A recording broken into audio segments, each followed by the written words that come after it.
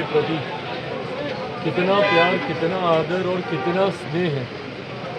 ऐसे में एक ऐसे व्यक्ति जिनको आप अपना आदर्श मानते हैं, जब उनका अनुभव नई ऊंचाइयां हासिल करता है तो स्वाभाविक है आपको खुशी होती है।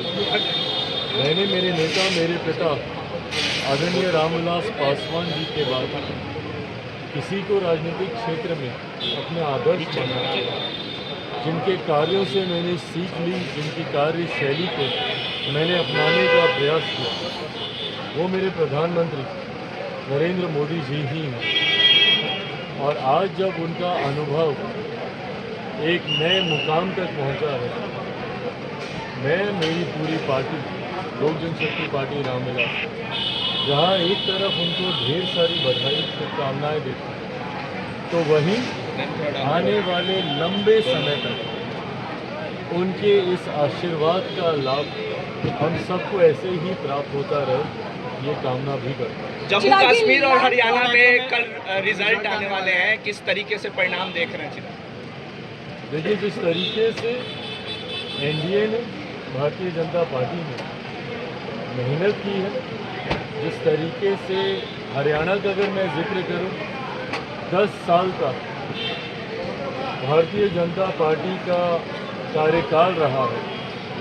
मैं मानता हूं, सर्वे कुछ और कहते हैं, एग्जिट पोल्स कुछ और कहते हैं, बट मैं मानता हूं कि कल जब परिणाम आएंगे तो इन दोनों राज्यों में पुनः भारतीय जनता पार्टी के नेतृत्व में सरकार बनेगी, ऐसा मेरा विश्वास है।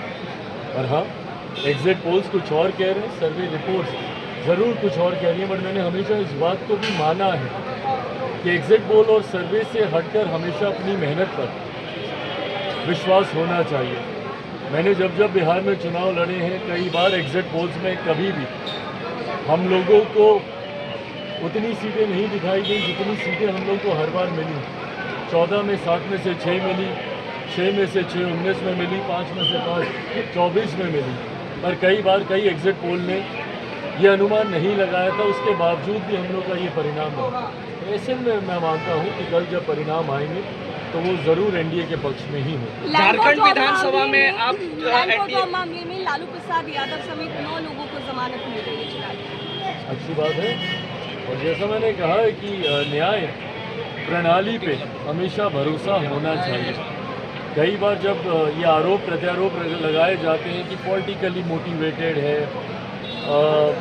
गलत तरीके से आरोप लगाया गया, उससे मैंने हमेशा यही कहा कि अगर आप सही हैं और आपने कुछ गलत नहीं किया, गुनाह नहीं किया, तो आपको डरने, आपको घबराने की ज़रूरत नहीं है। और मुझे लगता है उसी का उदाहरण आज देखने को मिला है।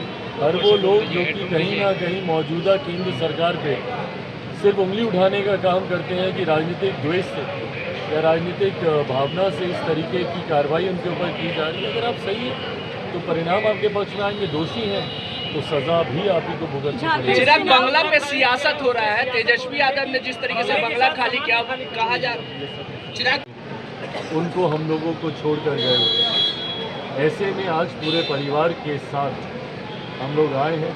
हर साल की तरह इस साल भी पापा की जन्मस्थली शहर बन्नी में हम लोग हर साल जैसे कार्यक्रम आयोजित करते हैं, उसी तरीके से मैं, मेरा पूरा परिवार कल वहीं शहर बन्नी में रहेगा। वहीं उनकी जन्मस्थली से आशीर्वाद लेकर अगले रण की तैयारी की पूरी तरीके से पार्टी का एक एक कार्यकर्ता अपनी कमर कस उस रण को जीतने के लिए, उस रणभूमि में उतरने के लिए तैयार। झारखंड विधानसभा चुनाव में क्या एनडीए के साथ आपकी, झारखंड विधानसभा चुनाव को लेकर क्या कहेंगे? झारखंड विधानसभा के चुनाव को लेकर गठबंधन के साथी, खास तौर पर भारतीय जनता पार्टी जो कि प्रमुख एनडीए का घटक दल है, उससे बातचीत चल रही है। कल जैसा मैंने कहा, मेरी से केंद्रीय गृह मंत्री आदरणीय अमित शाह जी से भी मुलाकात हुई है। झारखंड के प्रभारी आदरणीय हेमंता जी से भी हमारी पार्टी के जमुई से सांसद और झारखंड के प्रभारी अरुण भारती जी की निरंतरता में चर्चाएं चल रही हैं। बहुत ज़्यादा सीटों की मांग हमारे दल की नहीं।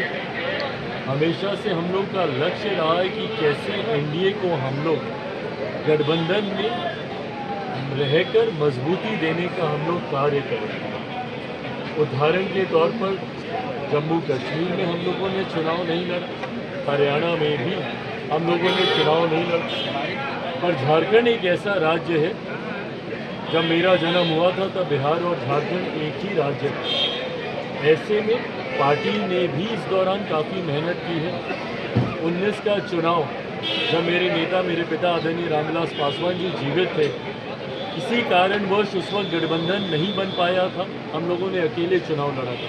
14 में ज़रूर भाजपा के साथ एक सीट शिकारी पारा की एक सीट थी, उस पर हम लोगों ने चुनाव लड़ा था। ऐसे में चाहते हैं कि 2014 में जैसी परिस्थितियां थी उसी तरीके से गठबंधन के तहत अगर कोई संभावना बनती है, जो उम्मीद है मुझे बनेगी, सकारात्मक चर्चाएं चल रही हैं, ऐसा होता है तो हम लोग गठबंधन के तहत ही चुनाव लड़ेंगे। बहरहाल परिस्थिति स्पष्ट होने में कुछ समय और लगेगा।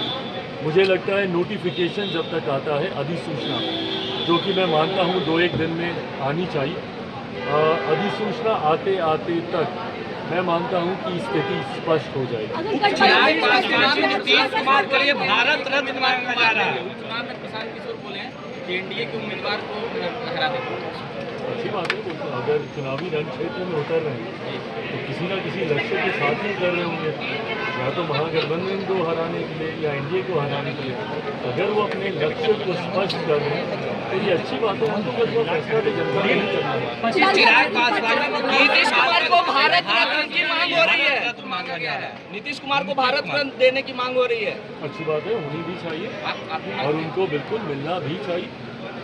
देखिए, मुख्यमंत्री नीतीश कुमार जी का जो राजनीतिक अनुभव है उसकी तुलना बहुत कम राजनीतिज्ञों से की जा सकती है।